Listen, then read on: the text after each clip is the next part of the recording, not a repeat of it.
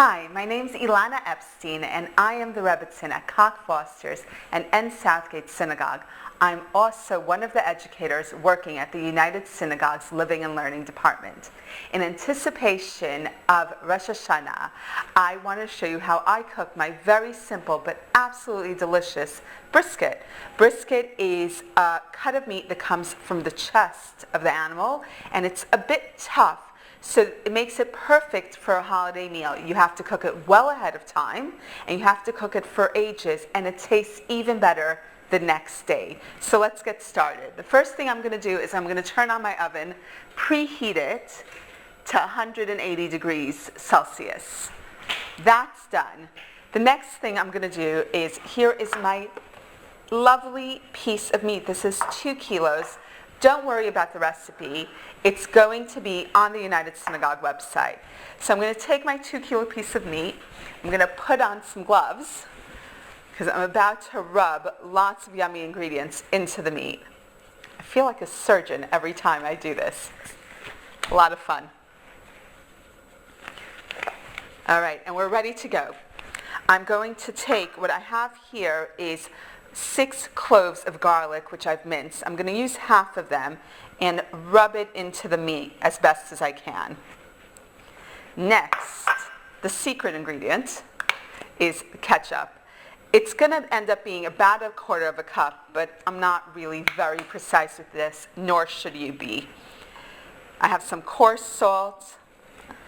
I'm going to put loads of it on top. My family loves pepper, so there's plenty of it going in, and I'm going to rub that all over the top side of the meat. Next, I have 6 onions, very finely chopped. I'm going to put half of them in the bottom of my tin.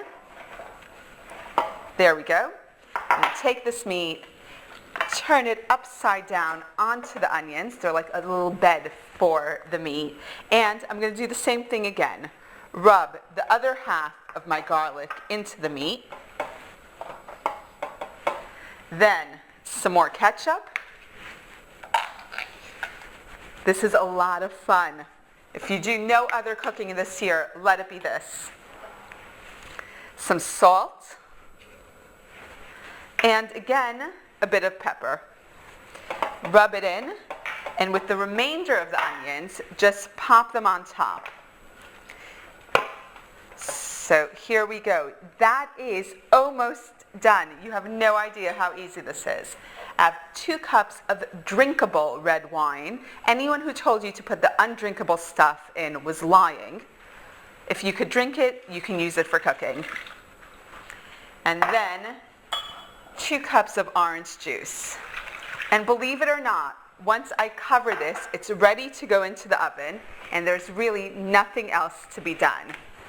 So what we're going to do is cover it as tightly as possible because the meat needs to keep its moisture in. And this is how you're going to do it.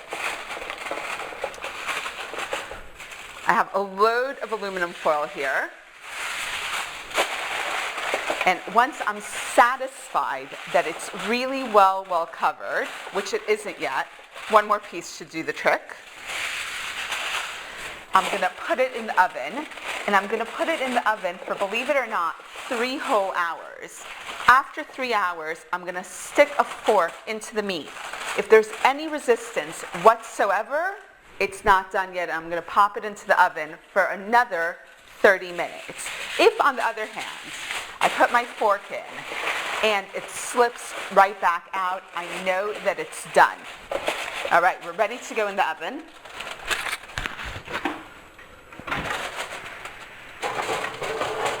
And in it goes. In about 3 hours' time, we're going to check the meat, see how it's doing. Word of warning, in 3 hours' time, even though the meat is cooked, it's not ready to be eaten. We're going to let it cool completely, and then I'm going to show you what it looks like once it's cooked and sliced.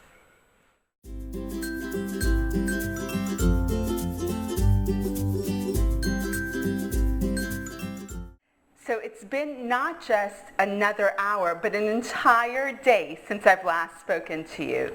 I Waited that extra hour, I checked my brisket, it was good to go, but you really can't cut a hot brisket. You could pull it apart, so if you want pulled brisket, that's when you want to do it. But if you want fine slices of brisket, you have to let the brisket cool down entirely, stick it in the fridge, wait a whole day, and then you can slice it. So here is my sliced brisket, and I'm going to take out a piece because, quite frankly, I need to taste it and make sure it's good.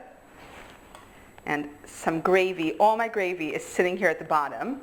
Two options here with the gravy. Serve it as it is, which is a really good option. The second one is you can take a handheld blender after you've taken the brisket out and sliced it and actually process the entire gravy, and then you get a thicker gravy. But either one will be really good on mashed potatoes.